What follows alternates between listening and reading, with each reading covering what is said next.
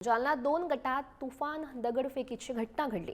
जिल्हा रुग्णालयासमोरच्या दगडफेकीत जवळपास 5 जण जखमी झाल्याचं समजतंय।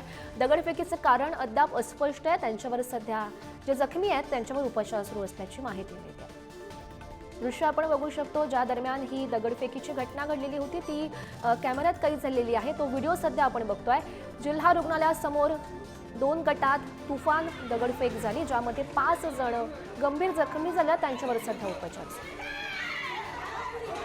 जालना जिल्हा सामान्य रुग्णालयासमोर तुफान दगडफेक झाल्याचा प्रकार जो आहे त्याला सध्या उघडकीस आलेला आहे। मी सध्या घटनास्थळी उभा आहे आणि आपण या ठिकाणी पाहू शकतो की घटनास्थळी आता सध्या पोलीस जे आहेत ते मोठ्या प्रमाणात दाखल झालेले आहेत आणि या ठिकाणी 2 गटामध्ये तुफान दगडफेक झाल्याची घटना थोड्या वेळापूर्वी घडली होती आणि या दगडफेकीमध्ये अँब्युलन्स असतील, ऑटो रिक्षा असतील यांचे मोठ्या प्रमाणात नुकसान झाले। आपण जर पाहायला गेलं तर अज्ञात कारणावरून 2 गटांमध्ये या ठिकाणी तुफान दगडफेक झाली होती, त्यामुळे या ठिकाणी एक तणावाची परिस्थिती काही वेळापूर्वी निर्माण झाली होती। आपण या ठिकाणी पाहू शकतो की खाली दगडफेक जी झाली होती त्यामधले दगड जे आहेत ते खाली या ठिकाणी पडलेले आहेत।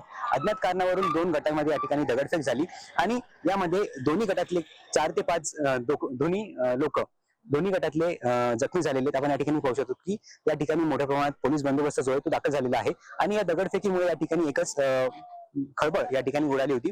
मात्र पोलिसांनी या ठिकाणी तात्काळ घटनास्थळी धाव घेऊन जी परिस्थिती आहे ती नियंत्रणात मिळवलेली आहे आणि दोन्ही गटातील जे दगडफेक करणारे तरुण होते यांना समज दिलेली आहे। त्यापैकी जे जखमी झालेले आहेत त्यांच्यावर या ठिकाणी जिल्हा सामान्य रुग्णालयामध्ये उपचार सुरू करण्यात आले। आपण जर पाहायला गेलं तर आज घडलेल्या घटनेमुळे जालन्यामध्ये एकच खळबळ आलेली। नेमकं दगडफेक का बरं झाली हे अद्याप समजू शकले नसून पोलीस या प्रकरणी तपास सुरू केलेला आहे पोलिसांनी।